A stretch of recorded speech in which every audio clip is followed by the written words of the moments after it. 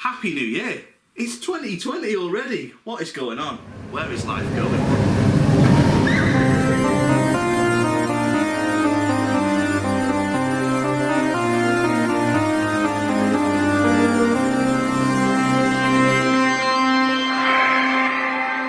Hello and welcome to Pleasure Beach Experience Monthly, January 2020.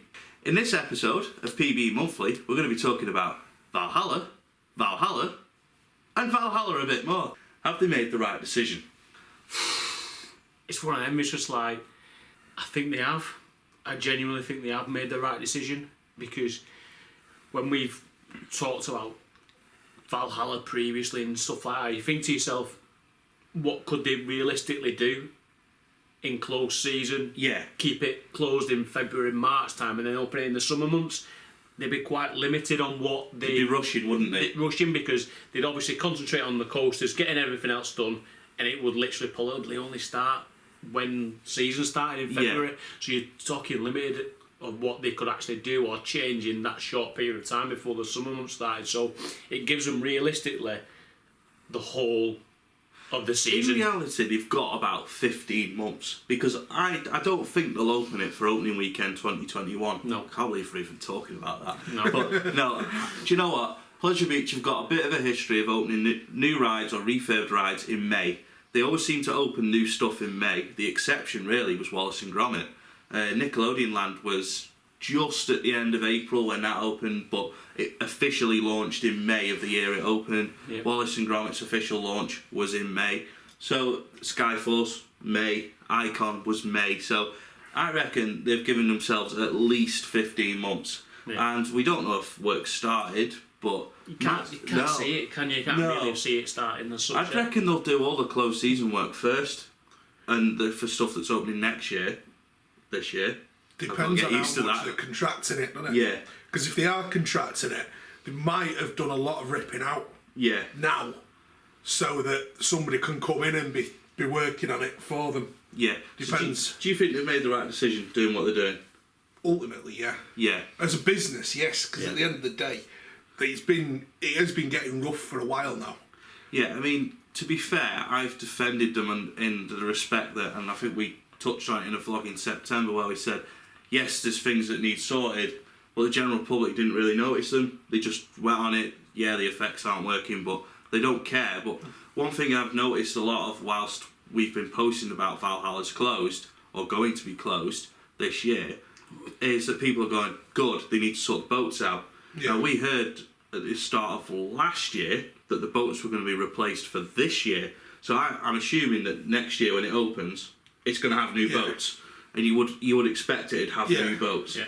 So I think, Or at least a very heavily revised base on them. yeah, they've got to sort the boat drainage out, even if they do nothing else. Because I think one of the things that puts me off going on it is getting into, basically you're stepping into a swamp when you get in the boats, and there's only so much hosing out of the boats that the staff can do, especially as they've seemed quite short-staffed on there in the last few years compared to previous years where there was always sort of like one designated person to hose out the boats, whereas last couple of years it's been the guy who's been doing offload as well. So that seemed like they're on short staff. But I personally think they've made the right decision, even though I've defended them for the state of Valhalla because it kept winning golden ticket awards. But I think deep down we all knew that something would eventually have to change with it. Yeah, it would.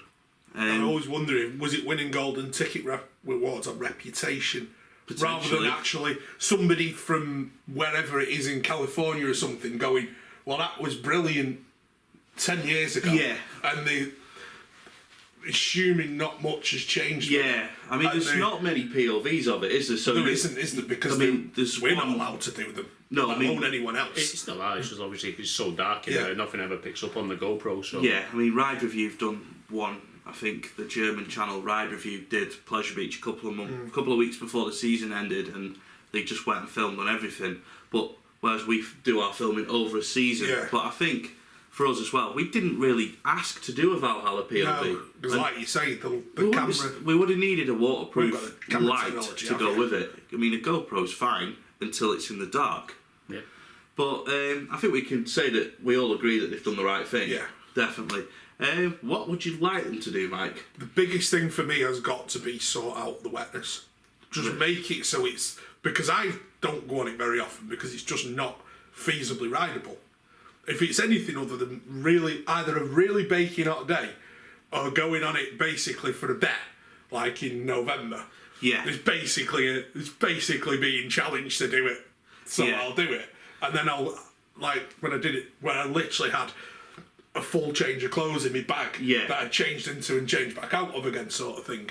I don't ride it very often. No. Because you then got to, if you're on a late night riding, by the time it hits 10 o'clock, it's cold. Yes. And you're wet. If it's not anything other than baking hot, you're wet all day. You get so wet that it's not worth riding. So for me, it's got to be sort that out. Get it so that you can go on it and not ruin your day. Basically, ruin like a your log shoes. More or less, yeah. Yeah. Because that time when I went on it in November, actually I didn't get that wet on the ride. I didn't get hugely wet on the ride, really.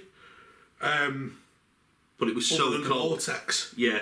But it was so cold by the time it came off it. I remember you were absolutely shivering like I'd never seen before. Yeah, because I went on that and then went on the log flume. Yeah, and then it was good for us, wasn't it? It was really enjoyable. Then it took me an hour to warm back up after. Yeah, but and he was hungover as well, which didn't help. It was that. Yeah. What would you like them to do?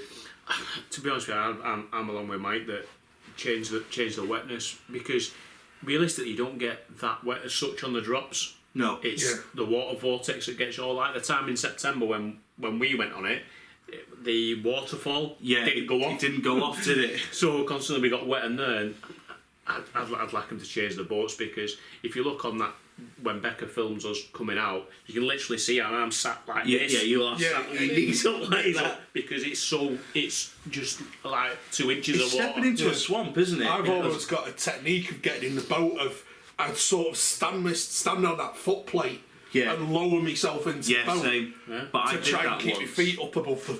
I did that once and slipped and like sort of jarred my ankles on the back of the seat in front. Yeah. So I've never done that since. But I've got to be honest, since probably about 2012, I reckon I've been on Valhalla less than 10 times. And in that time, we've had 3 ERTs Slightly more, but probably 4 of them were on the same ERT. Yeah, because when we had an ERT on it in 2017, I didn't go on it once because I just couldn't be bothered. And even then, it was 20 degrees. I was just like, no thanks, I don't want to get soaked. Largely because I was going straight to watch an unfortunate FA Cup final after it, but I just didn't want to get soaked. I just didn't fancy it. But what I'd like them to do is, I touched on this briefly in my initial reaction video, new boats definitely. I think even if they don't get new boats, I think they've got to get better drainage, but I think they're going to get new boats. I mean, there was a lot of talk come June, July time last year that they'd purchased a whole set of new boats. I'd imagine they will have done, and I wouldn't be shocked if Mac are involved. I'd also like to see the water vortex just go, because no matter what they do with it, it never works right.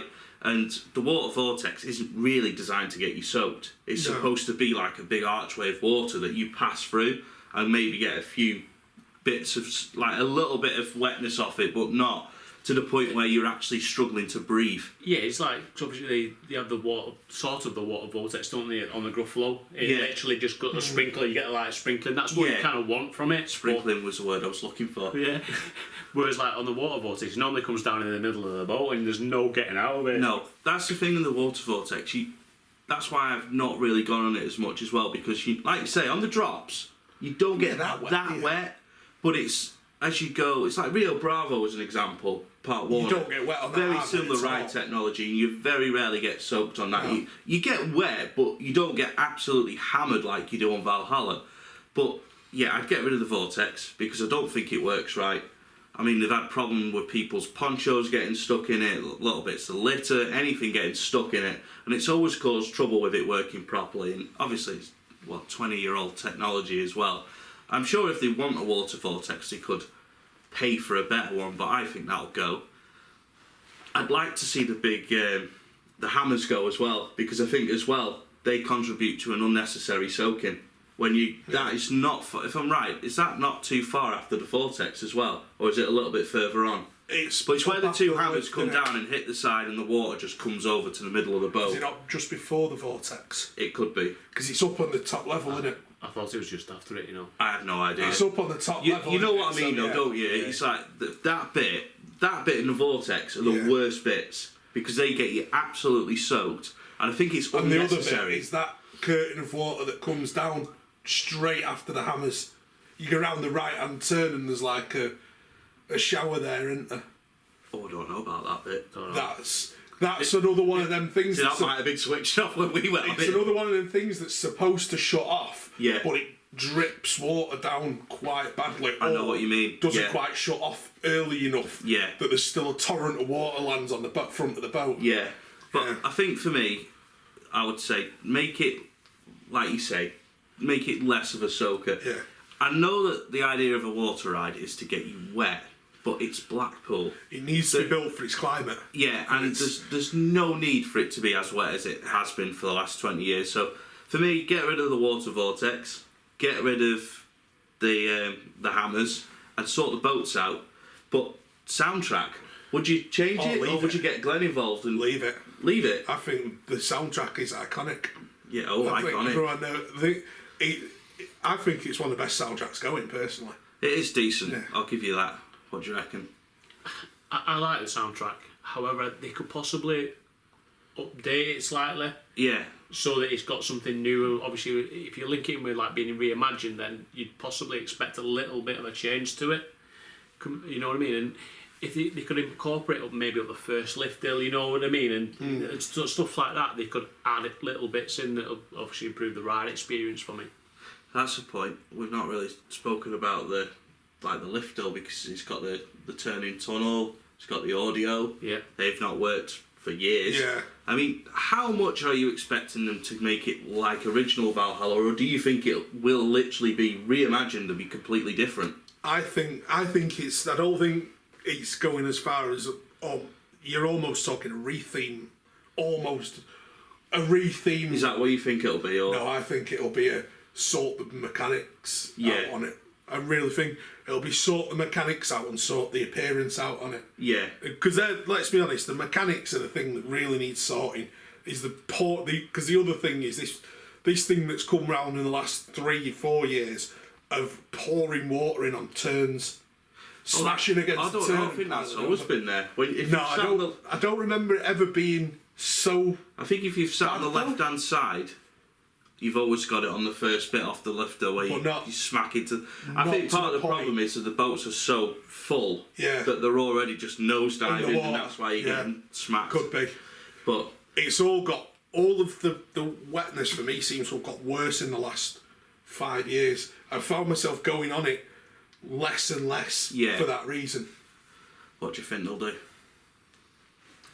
To be honest with you, I think what I'd like to think is they'd re-update everything. Maybe keep the theme, etc. Yeah. But literally put all new effects in.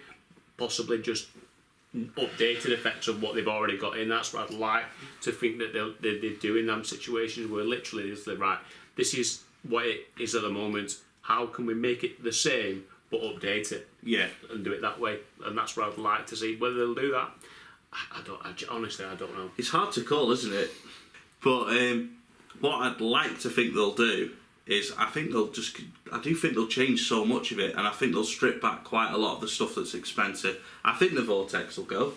I think the fire will go. I do. I think the fire will go. Yeah. And I have heard a couple of rumours that the backwards drop might even go because the turntable causes it a lot of problems apparently. But again, I don't know if they'll do it. It's so hard to call. But That seems a lot of work for 15 months. I don't know. To completely redo parts Because- of the ride. Because if you think about it, if they change the turntable in there, you're basically going to have to try and Angle it back round. angle it But back yeah, round. And, like you say, it'd be interesting to see how they do it because they've got to take 2 turntables out, haven't they? yeah. And Yeah. I can't see them doing that in 15 months. Short of, instead of it going into the first turntable in the first place, it just comes round the corner and then down. How much do you think they're going to spend on it? What I'd like to think they'd spend, and I've thought about this since obviously the news broke, is like whatever it cost to run, spend on It's operating budget. It's whatever it costs to run. Say right, that's how much we're now going to spend. Yeah. Because it realistically, you don't plan next year's budget the year before, so you'd have already planned that we're going to spend this and this, and think right, however much it is, spend that. And what can we do for that budget? Yeah, because we're forever being told they have like years and years worth of financial plans. Well, I wouldn't know, but I'm sure. We keep getting told they have years worth of financial predictions. What I know is that if they've got, say, someone like Mac involved or Intamin involved, that they would have had to book a slot. So if they've got them involved, which we would imagine would be quite costly, they'll have had to sort that, say, 3 years ago. But if what's people at Pleasure Beach are saying is that this decision was only made in December, then they can't have been planning this 3 years ago. No. So it makes you think that they're doing it all in-house.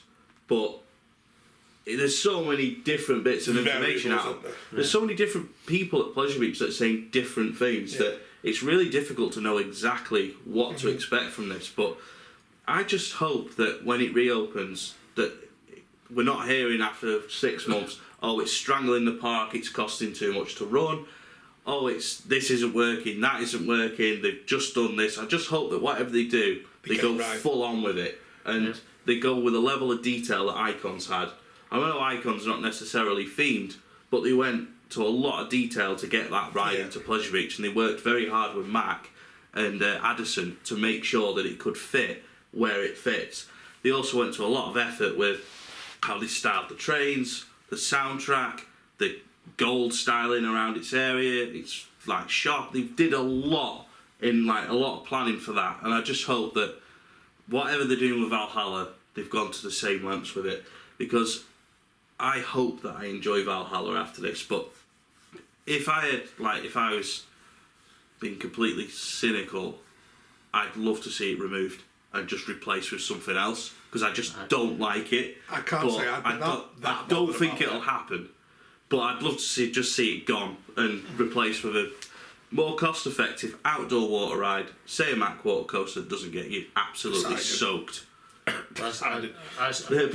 Poseidon. I said to Mike on the way here today, I was literally like, it wouldn't bother me. If it left, it would be like, because you just don't go on it enough to think any different. I can't say I'd be that bothered. I know a lot of people that really would miss it. Yeah. But I personally, again, because I don't go on it that often. It's one of those things where you look at it though and you say, if Valhalla is not, say, the Valhalla that we know, the good Valhalla that we know, if that's never going to come back and it's not going to be Valhalla that everyone loves, and it's going to be, say, Diet Valhalla, do away with no fire, no vortex, well, that's not Valhalla, no hammers, half-assed theming.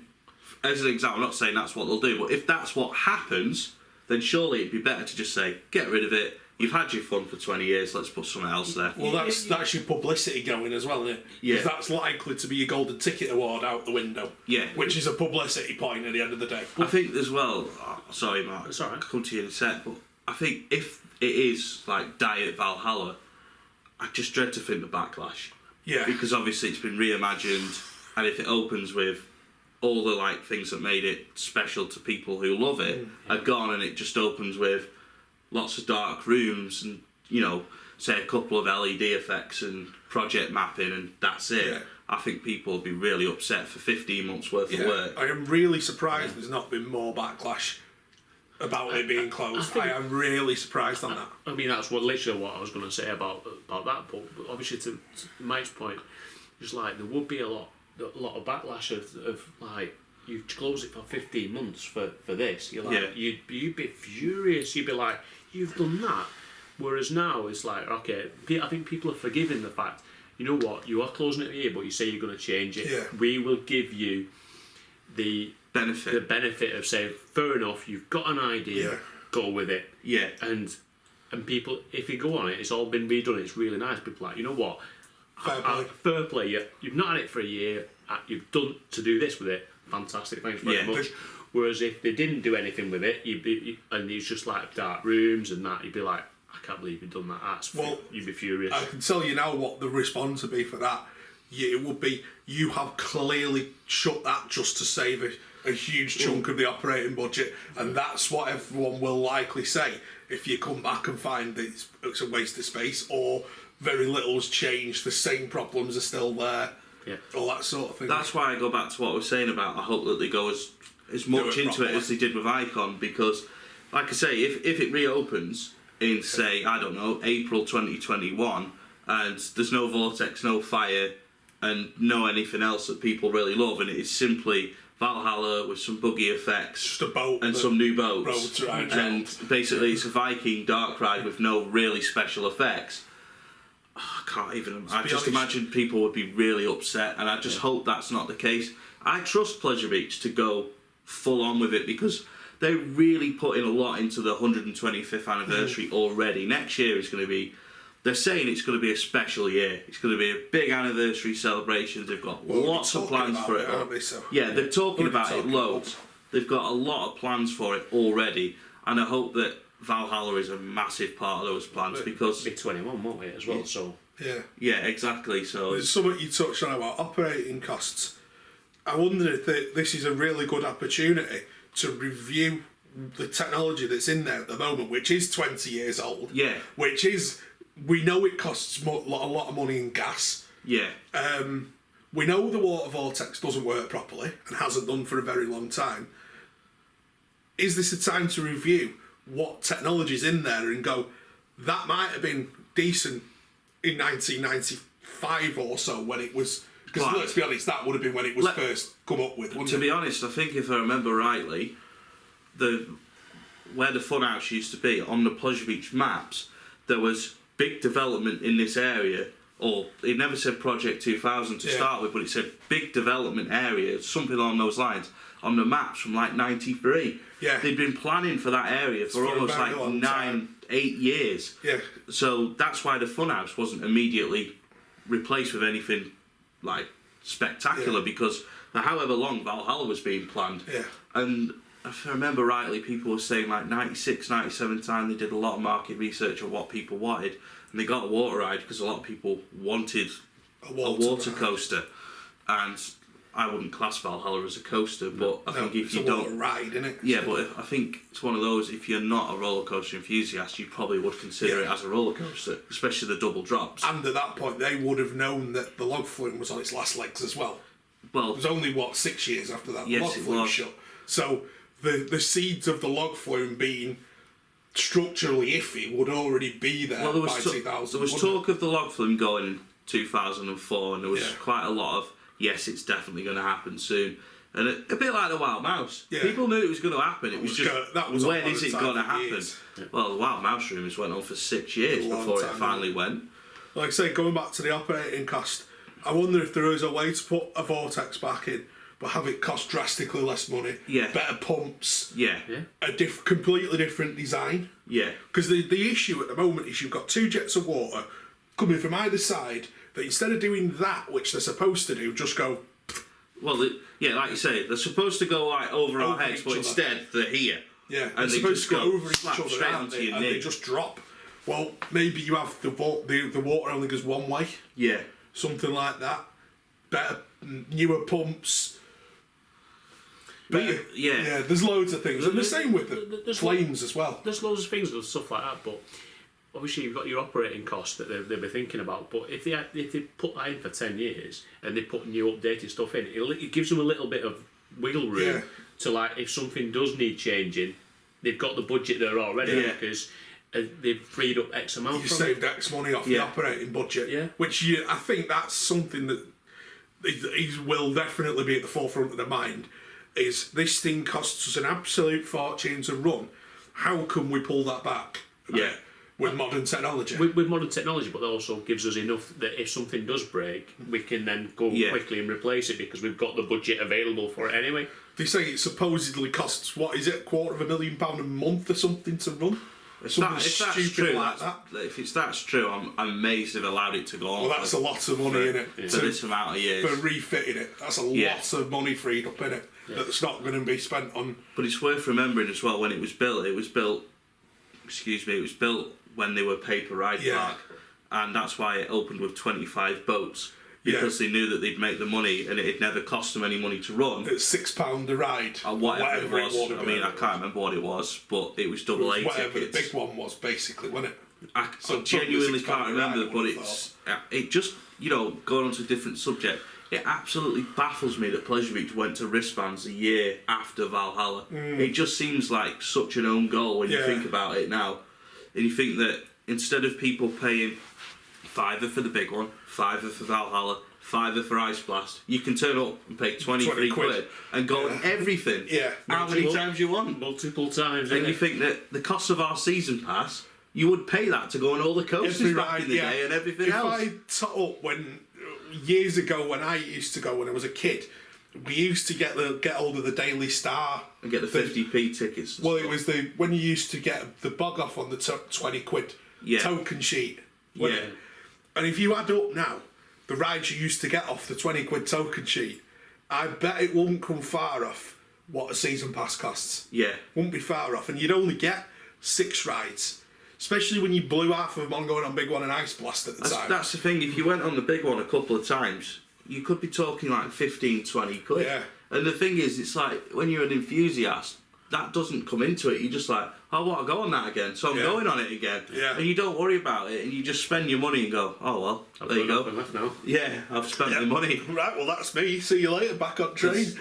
Exactly, because when I used to go there with my parents, it was, right, we've got this amount of money for tickets, choose your rides. Yeah. And each time I went, we'd always say, right, well, on this visit it'll be Grand National, Log Flume and Roller Coaster, or whatever. Before I ever had wristbands, that's how we used to do it. That was it, we used to go twice a year. We'd go like springtime, and we'd always go around October near mine and my brother's birthday. And it'd always be, pick your rides because we're having this amount of tickets. And it wasn't my parents being tight, because yours will have been the same as well. Exactly the same. It costs this much. This is how many you got. How many rides you could do. For me, it was that's your sheet of tickets. Your lot. That's your lot. Yeah, exactly. And it was because I always used. My dad would never go on. He'd save some of his rather than because I wanted to go on the big one. Wanted to go on Ice Blast. He'd always have a load of tickets left, and I'm like, I've used all mine. Yeah. Because I literally, I can probably count on one hand the number of rides I went on Pleasure Beach before I was like an enthusiast. Yeah. It would be Grand National, Wild Mouse, Big One, Ice Blast, and maybe Revolution.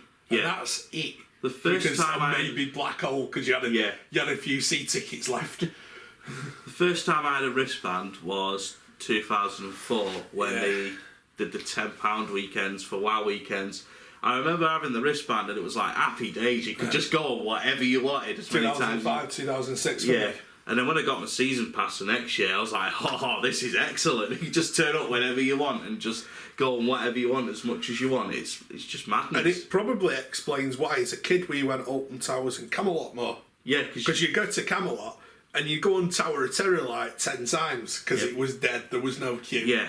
And it was brilliant.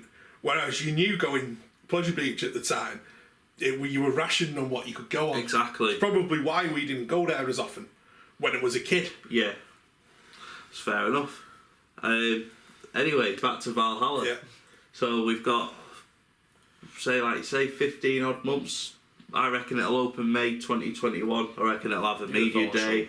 I'll have the press there, vloggers will be there. It'll be a big thing.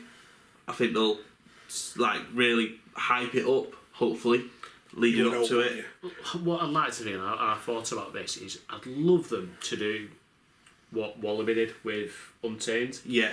Because obviously they, right at the start, this is what it was like. Yeah. And then regular updates of this is what we're changing type of thing. I think it would get everyone a bit excited for the entire time.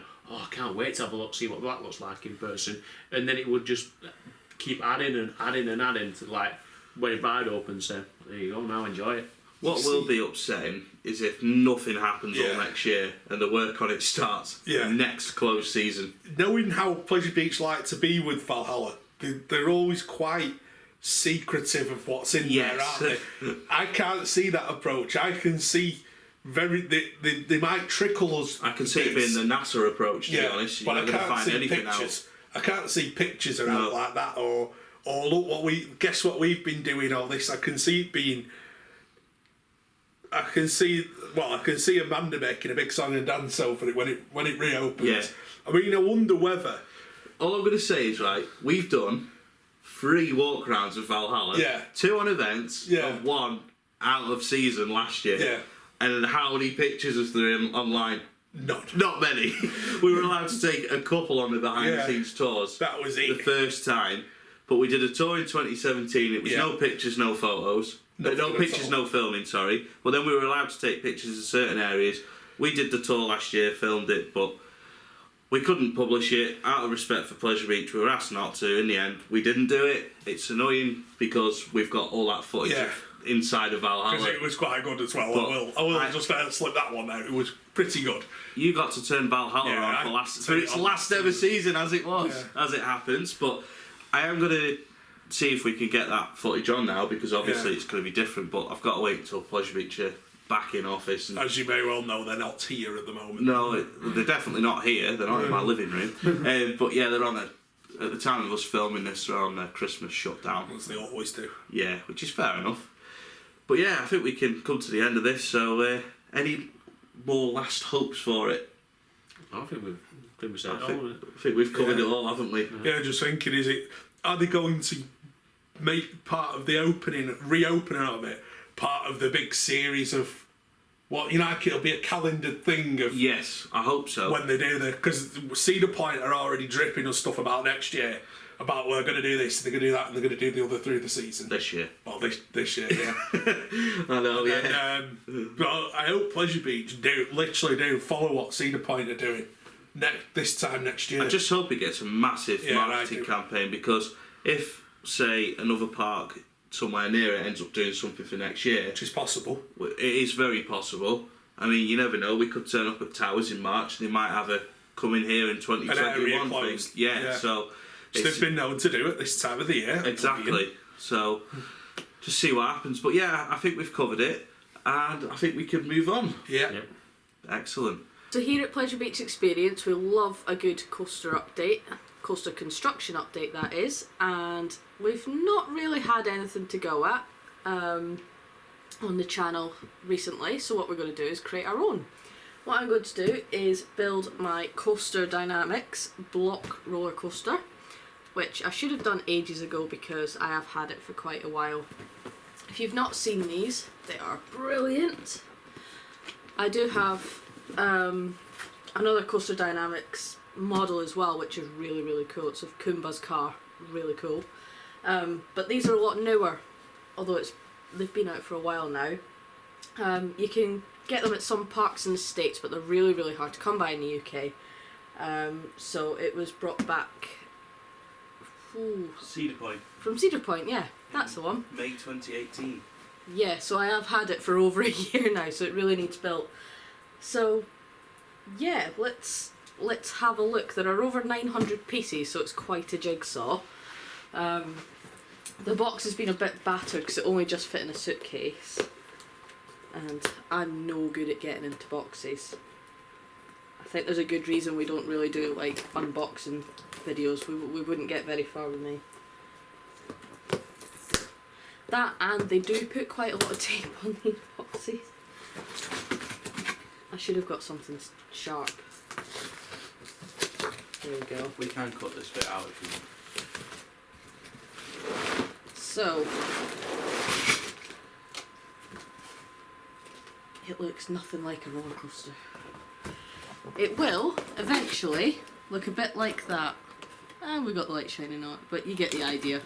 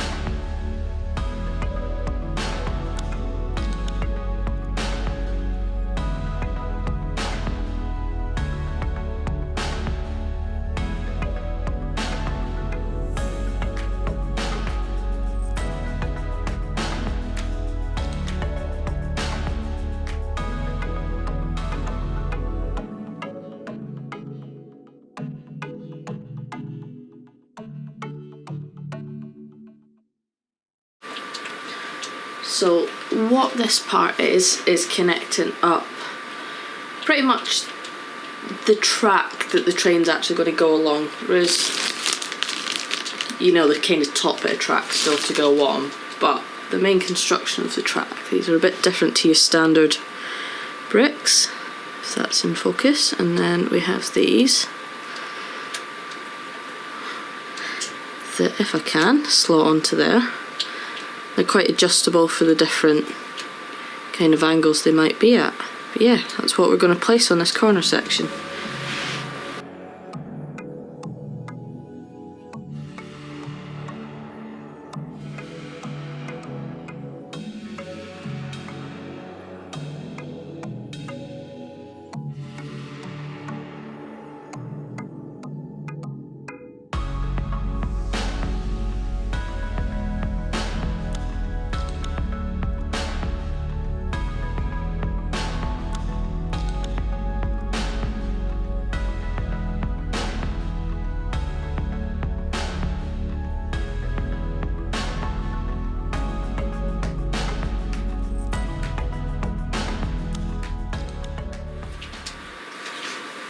So page 4 was pretty easy actually.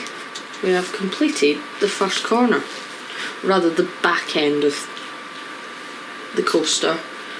I have found out these bricks bite a little bit, but we'll try and avoid that. But let's move on to page 5, which is starting on a whole other piece. So I'm going to put this piece out of the way for now.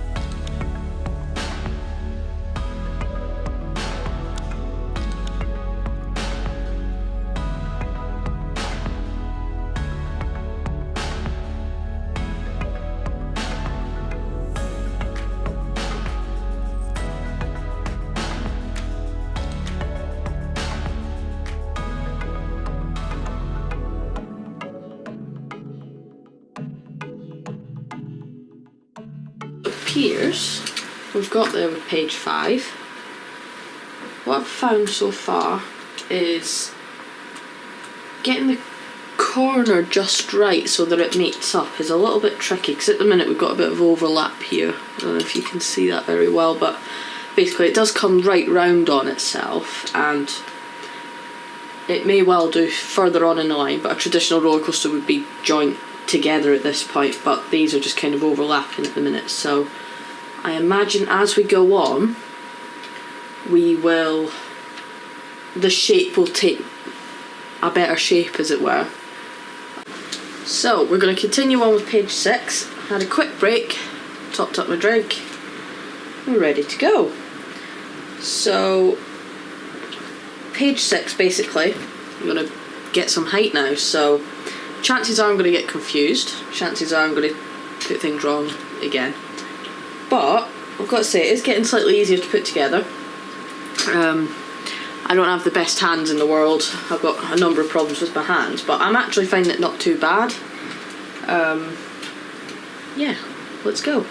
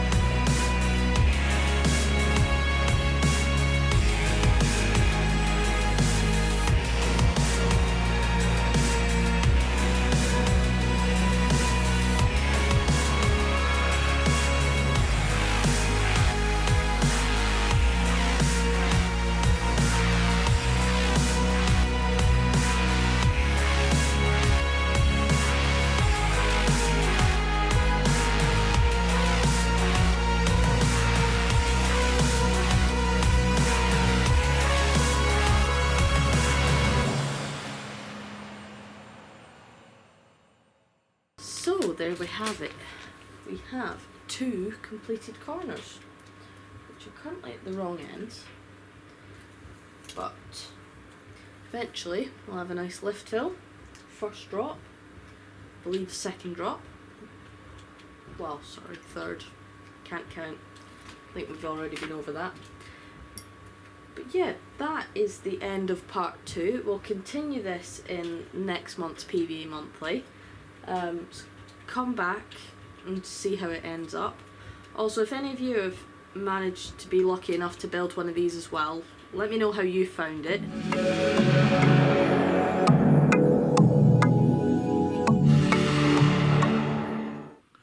Hi everybody, thanks for watching Mike Monday the other week.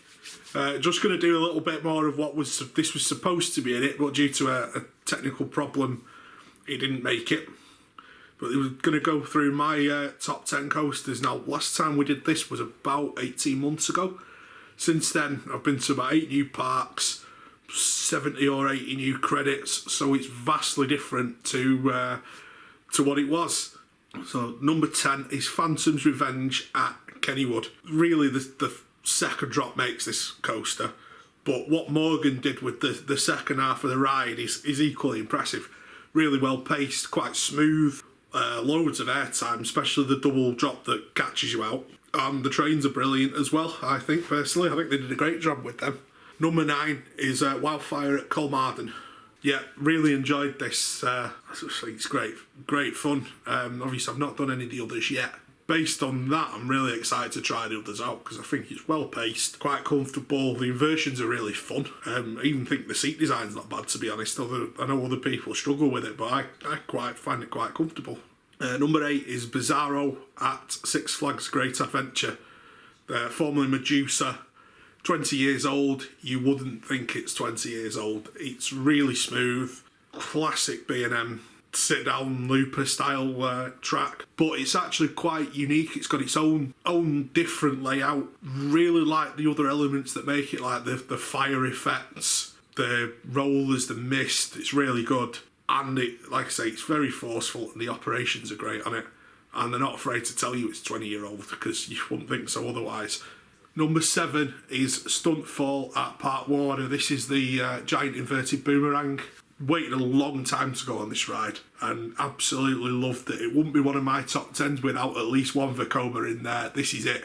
I think the bit that makes it for me is the suspense on the vertical drop. It's a very intense ride, but also quite smooth for considering that it's basically an SLC underneath. Number 6 is Magnum XL200 at Cedar Point. This is you can see why Jeffrey Thompson wanted an Arrow Hyper after riding that. It's just epic. There's so much airtime on it, especially with the trim brakes off. It's just so much fun and really re-rideable as well. I can't tell you the amount of times I went on that this year.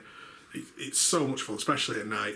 It was fantastic on Coaster Mania at night. Number 5, Nemesis at Alton Towers. Yeah, there's not much I can say about it. It's still as intense as it always was. Still rides as well as it always was. Still almost as smooth as the day it opened. Number 4 is Dragon Khan at Port Ventura.